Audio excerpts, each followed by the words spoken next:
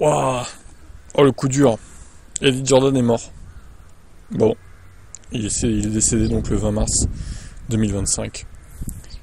Triste. Il était âgé de 76 ans, il avait un cancer surtout, on avait déjà dit il y a quelques mois de ça. Il avait l'air d'aller mieux, mais au final, pas tant que ça. Hein.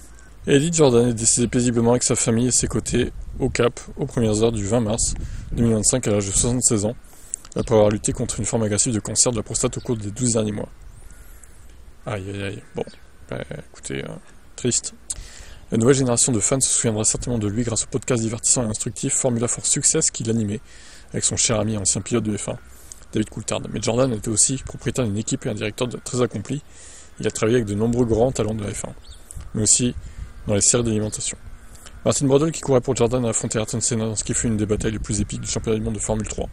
En F1, l'Irlandais, au caractère bien trempé, a fait ses débuts en tant que propriétaire et directeur d'équipe en 91. C'est en effet lui qui a permis à Michael Schumacher de faire ses débuts en F1 en Belgique, où l'Allemand s'était qualifié 7ème, après quoi il avait été embauché par Briatore. Au milieu des années 90, les courses de Grand Prix de Jordan étaient une force avec laquelle il fallait compter. Il se battait souvent pour la gagne, avec des équipes de prestige comme McLaren, Ferrari et Williams. La dernière victoire de l'équipe en Grand Prix remonte à 2005. Quoi ?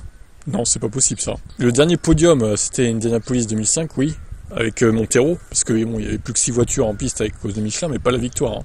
Bon, on va regarder sur Stat F1 parce que on va être, j'aime les choses claires. C'est 2003, monsieur GP Blog. Brésil 2003, évidemment, avec Fisichella. Carnage aussi, le Brésil 2003. Il y a eu 2 victoires en 99 et une en Belgique en 98. 4 victoires au total. Et effectivement, oui, le dernier podium, c'est comme j'ai dit, Thiago Montero d'Indianapolis, avec un moteur Toyota.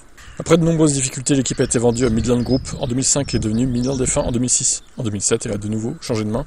Elle a baptisé Spyker, fameuse marque hollandaise en plus. Puis en 2009, après une nouvelle vente, elle est connue sous le nom de Force India, qui est aujourd'hui devenu Racing Point puis Aston Martin. Alors hommage évidemment des acteurs de la F1, As qui rend hommage à Eddie évidemment, la F1 également,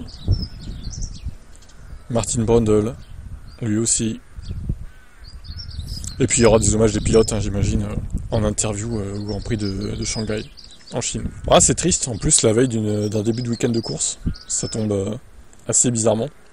Mais au final, je pense qu'il y aura un hommage, hein, une minute de silence, je pense, sur la grille dimanche, à mon avis, pour lui.